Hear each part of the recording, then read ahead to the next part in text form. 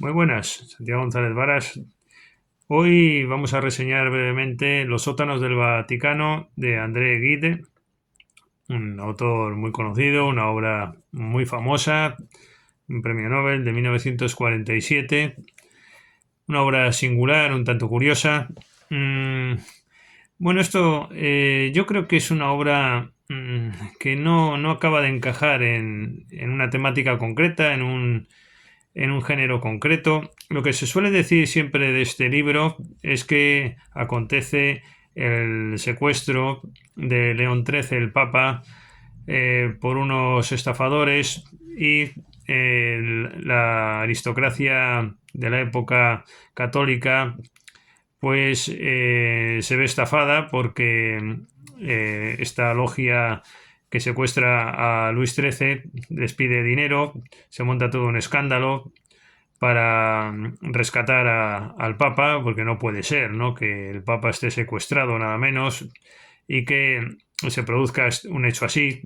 Y entonces, pues estos pillos pues van a sacar el dinero a los católicos y entonces en torno a esa temática se suceden pues diálogos bastante sabrosos, creo que es buena palabra para este libro, en torno a este hecho aludido, ¿no? Y entonces, estos son los comentarios que se hacen de este libro. Pasa por ser una obra de estas características, pero yo me permito dudar un poco de esa temática central. Yo creo que este es un libro más bien donde se construyen determinados personajes y dialogan, y creo que lo más relevante vienen a ser los comentarios que se hacen de tipo jocoso, y las frases sueltas, irónicas, muy irónicas, la gracia que hay en la descripción de hechos y personajes.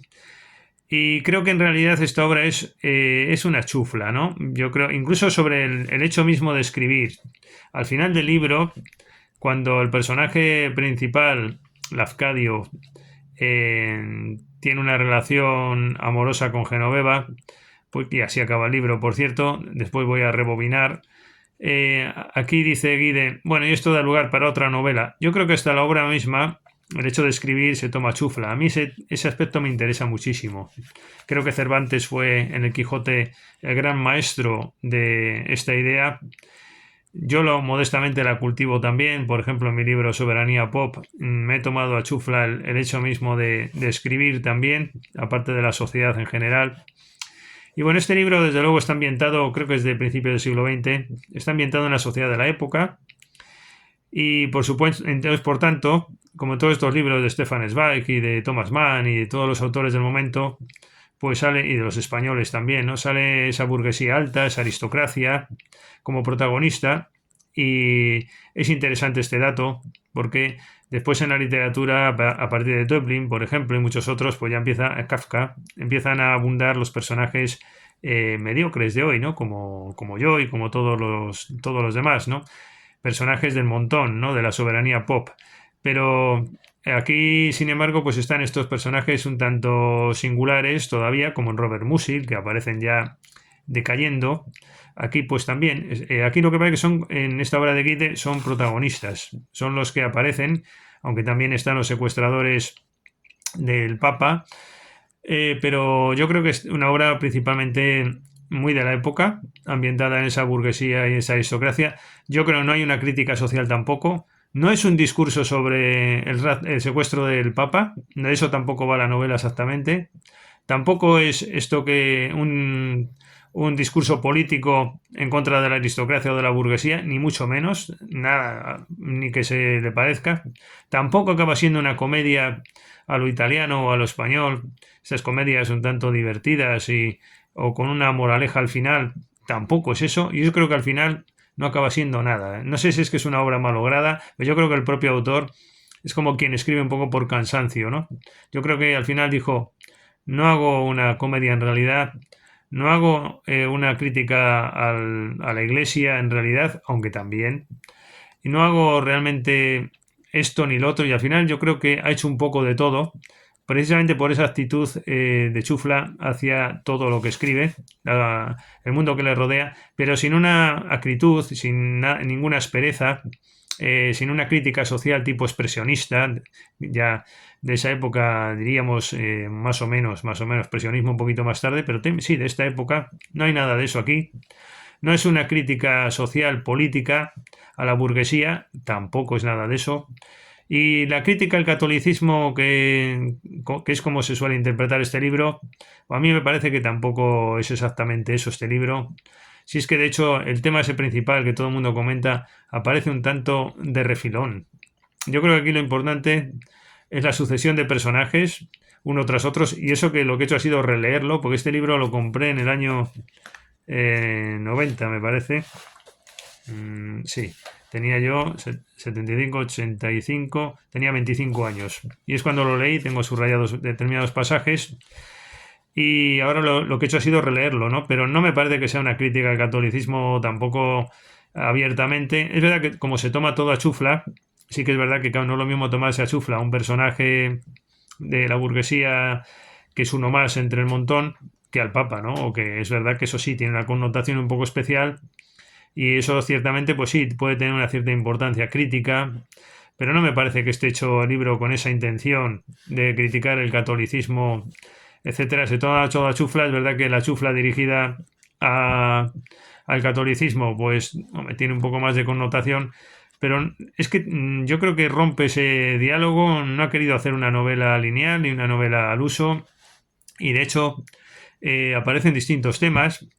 Pues al principio un protagonista es un tal Antem o Antimio o similar, depende de cómo se traduzca, y este pues es un francmasón que se convierte al catolicismo por una curación personal que tiene. Entonces ahí hay pasajes muy sabrosos, muy jugosos, acerca de esa conversión y de la francmasonería y todo eso. Pero después suceden otros personajes, siempre está presente Lafcadio, que es el protagonista principal, que es un hombre escéptico, un hombre, pues sí, que duda, bueno, y después el hecho principal del Afcadio es que no encuentra un sitio, pero al mismo tiempo en un tren pues comete un crimen y eso acaba siendo yo creo el tema principal del libro, más que el tema del Papa, de León XIII, etcétera, que sí es secuestrado y toda esa chufla que se monta y tal, o esa estafa, mejor dicho, en este caso, sin perjuicio del otro. Sin embargo, creo que el tema principal acaba siendo el asesinato de este Fley de Suar, que es el cuñado de un tal Julius, que también es otro protagonista, y lo arroja de un tren y lo mata. Y entonces el móvil no es económico, el móvil no es tal. Entonces, bueno, un existencialista, dicen algunos que aquí hay una lógica del absurdo quizás incipiente. También, sí, también. Si es que de todo lo que estamos diciendo hay crítica al catolicismo, decir que, bueno, Velada también, ¿no? Y en esa época más. De hecho, creo que tuvo algún que otro encontronazo el autor con la religión católica. Pero creo que tampoco es eso, tampoco es una novela de un crimen, ¿no? Y tampoco creo que es una novela exactamente del absurdo. Exactamente creo que tampoco. Aunque es verdad que también lo es. Bueno, entonces el libro va de esto, los temas que he tocado, del masón gracioso, del rapto al Papa, el crimen de este personaje, ¿no? Lafcadio.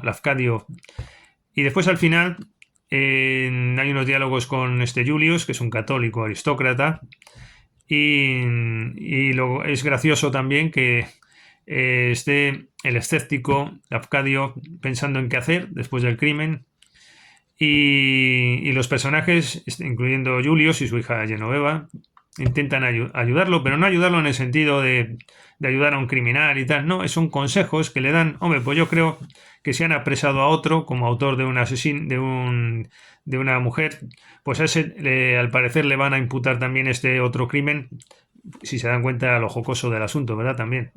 Bueno, pues entonces el otro va a pasar por asesino y Lafcadio pues contesta a Julius, hombre, pues no me siento muy bien con la conciencia, ¿no? En ese sentido. Y después viene Genoveva y le dice, hombre, pero no te delates, no confieses, huye. Y el otro dice, ¿dónde voy a huir? Si voy a huir de mí mismo es del que voy a huir, realmente. Y entonces ahí es donde se produce un encuentro amoroso entre ambos, o se consuma más bien, lo que se venía viendo antes en el libro. Y ahí dice que empieza otro libro, ¿no? Dice Guide, el premio Nobel, nuestro autor francés. Entonces, en realidad, yo creo que es un poco de todo. En corta extensión, en 200 páginas en esta edición de Alianza Editorial. En una corta extensión que tiene esta obra, encontramos un poco de todo y un poco de nada, ¿no? Y es bastante intrascendente, anodino, gracioso, y yo destacaría pues quizás frases. Lo mejor del libro, de hecho Azorín tenía unas frases siempre que muy buenas de Guide, ¿no? Era algo así como, yo hago siempre como Guide que cuando acudo a una ciudad visito, no sé si eran los juzgados, el no sé qué y los cementerios, ¿no? Decía Guide. Bueno, pues eso es el libro, en realidad. Comentarios un tanto jocosos. Por ejemplo, hay una frase, me acuerdo de memoria, la estaba buscando, pero es que me acuerdo de memoria, ¿no? Es una frase que siempre la tengo subrayada de aquella época en que leí el libro, la he releído ahora, que a un hombre se le conoce por sus zapatos, ¿no? Y entonces el personaje dice que tiene que llevar también unos calcetines adecuados a los mismos, ¿no? Y de aquí otro pasaje, habla usted francés también como una francesa, están en Italia. Dice, no tiene nada de extraño, soy de París. Bueno, pues así todo, gracias. En contacto con aquella pureza se había conmovido su corrupción. Bueno, a ver si al azar, por no darle pausa. Bueno, el término mismo de sótano hace juegos de palabras aquí, Guide, con todo esto. Protos será aquí el protagonista, este es el que secuestra al Papa. Tampoco me voy a extender tanto porque si no el oyente de este vídeo va a decir, oye, para eso me leo el libro, para ser tan largo, y yo en realidad quiero hacer un corto. Esta es una frase que siempre me ha llamado mucho la atención, la he conservado desde entonces en mis anales mentales, ¿no? Que es, cuando lo falso ocupa el lugar de lo verdadero, necesario es disimular lo verdadero. Es una frase en un libro que escribí y uno de sus capítulos era La farsa y la realidad, se titulaba La búsqueda intelectual de lo trascendente en Unión Editorial. Pues esta frase la destaqué junto a otras muchas como ejemplo de farsas, etcétera, ¿no? Dice aquí otra, qué poca cosa es la vida humana, y con qué presteza arriesgaría yo la mía si se me ofreciera alguna proeza temeraria y hermosa que realizar. Bueno, el desencanto, si hubiera alguna proeza, algo por lo que luchar, pero no hay nada por lo que luchar.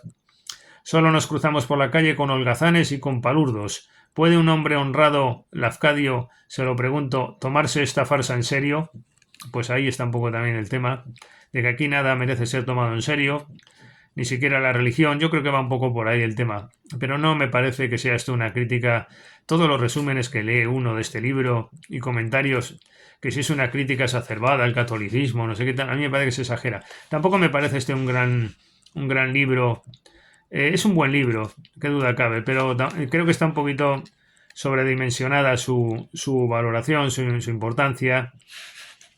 Pero sí que es verdad que es una escritura muy amena, muy fluido, tal como se escribe. Dice, mi tesis es esta. ¿Sabe usted lo que hace falta para convertir a un hombre honrado en un granuja? Basta un cambio de ambiente, un olvido. Bueno, pues son frases irónicas. Es una escritura... Mira, aquí sale una palabra... Déjate ya de guasitas, interrumpió Lafcadio. Pues esta es la palabra. Esta es la palabra, yo creo, así sacada al azar del libro que define esta obra, ¿no? Que es una guasita, ni siquiera una guasa, una guasita. Dice, el chantaje es una institución sana, dice aquí en otro texto, ¿no?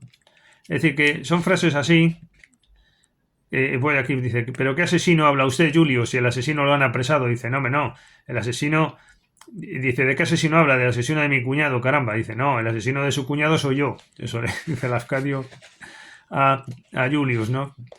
Bueno, pues entre lo no creyente, lo escéptico, el timo, que es todo, en ese sentido pues está bien esta obra.